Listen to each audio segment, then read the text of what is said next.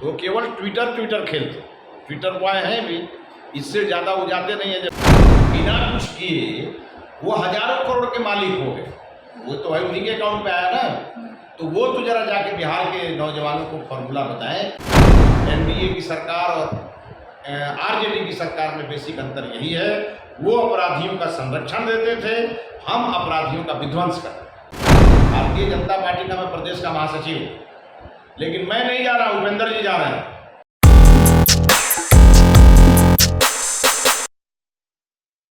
नमस्कार, आप देख रहे हैं निष्कर्ष भारत और मैं हूं आपके साथ प्राची सिंह।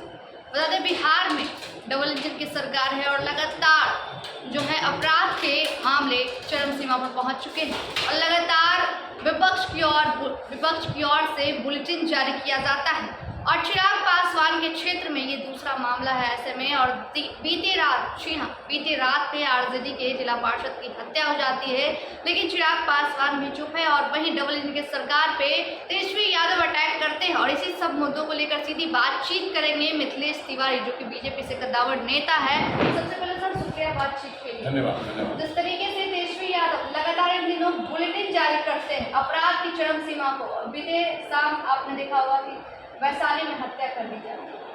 देखिए, कोई भी घटना जो है वो निंदा के योग्य होना चाहिए, किसी भी घटना की प्रशंसा नहीं होनी चाहिए, और घटना किसी भी सरकार के लिए, समाज के लिए खराब है, और मैं भी इन घटनाओं की निंदा करता हूँ। लेकिन नेता प्रतिपक्ष तेजस्वी यादव को जा करके ऐसे पीड़ित लोगों के आंसू पोंछने चाहिए। तो केवल ट्विटर खेलते, ट्विटर बॉय हैं भी, इससे ज़्यादा वो जाते नहीं है।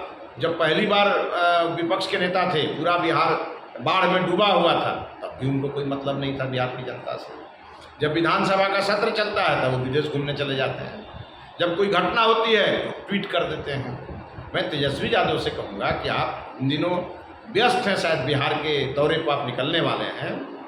आप बिहार के उन नौजवानों को जरा ये बताने का प्रयास कीजिए अपने दौरे में कि आखिर क्या करके आपके पिताजी ने इतनी संपत्ति अर्जित कर, और आपने वो कौन सा फॉर्मूला खोज लिया कि बिना कुछ किए आप हजारों करोड़ों के मालिक। कहते हैं पिताजी अब नहीं, अब हम जो करेंगे वो सही होगा। पिताजी तो चले गए, अब पिताजी की विरासत नहीं, अब हम खुद उस विरासत को संभालेंगे। हम उन्हीं की बात कर रहे हैं। बिना कुछ किए वो हजारों करोड़ के मालिक हो गए, वो तो भाई उन्हीं के अकाउंट में आया ना।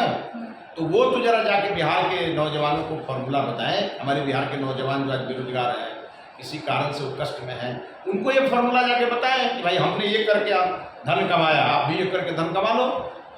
ये बताएं तो ज़्यादा अच्छा होगा। और दूसरा बात है कि तेजस्वी जी जिस परिवार में जन्म लिए, और अगर अपने पिताजी, उनके पिताजी अच्छे थे तो आप अच्छे थे तो उनकी अच्छाई का गुणगान करें, और अगर उनके पिताजी बुरे थे तो ये डिक्लेयर करें कि हाँ हमारे पिताजी 15 साल में बिहार को सातवें में पहुँचा दिए।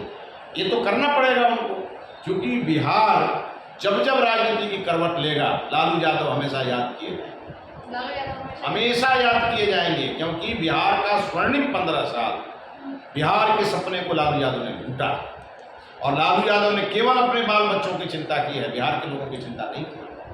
और आज जो घटनाएं हो रही हैं, पुलिस लगातार काम कर रही है, पुलिस उनके कार्रवाई कर रही है, किसी भी अपराधी को हमारी सरकार बचाने का प्रयास नहीं कर रही है। एनडीए की सरकार और आरजेडी की सरकार में बेसिक अंतर यही है, वो अपराधियों का संरक्षण देते थे, हम अपराधियों का विध्वंस करते। कहते हैं कि मोदी के मेहमान कहे जाते हैं चिराग पासवान, और चिराग पासवान अपने ही क्षेत्र में वहां पर जाते नहीं हैं, लोगों से बातचीत नहीं। चिराग पासवान बहुत लोकप्रिय हैं हाजीपुर में, और अभी भारत सरकार के मंत्री हैं।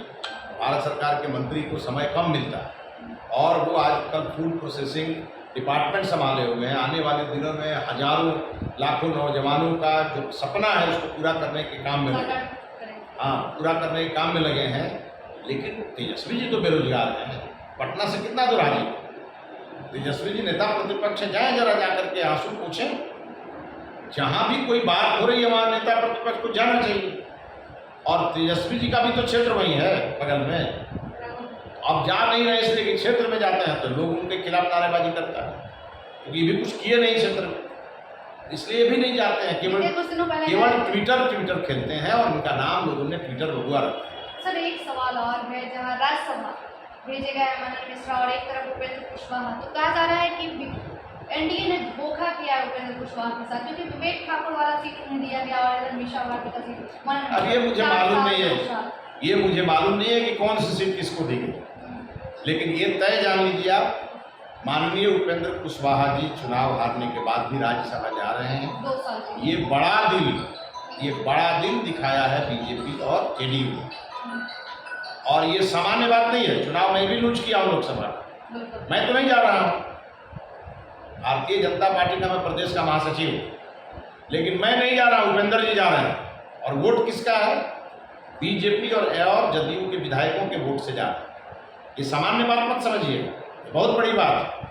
बिहार के कुशवाहा समाज को ये प्रतिष्ठा देने के लिए उपेंद्र कुशवाहा जी चूंकि बिहार के बड़े नेता हैं, तो उनको सदन में रखना चाहिए। कुशवाहा का वोट साधने के लिए नहीं, उपेंद्र कुशवाहा जी बड़े नेता हैं, हमारे एक पार्टनर हैं, और हमारे जो पार्टनर दल है उसके वो इकलौते बड़े नेता हैं। वो आज सदन में नहीं है, और उसका कमिटमेंट पूरा करने वाली ये पार्टी है जदयू और भाजपा, और वो कमिटमेंट पूरा कर रही है। चलिए, बहुत बहुत शुक्रिया। इसका लोकसभा में भी असर देखने को मिलेगा।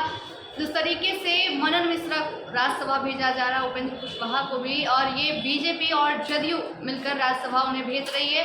और वहीं अपराध की दर जो तेजस्वी यादव बुलेटिन जारी करते हैं, कभी क्षेत्र में तेजस्वी यादव जाइए, हमारा कहना नहीं है, बीजेपी की ओर से कहना है। तो देखना होगा क्या तेजस्वी यादव जाएंगे अपने क्षेत्र और घूमेंगे, क्योंकि वो बेरोजगार हैं और चिराग पासवान मंत्री हैं केंद्र में, क्योंकि उनकी व्यस्तता होती है।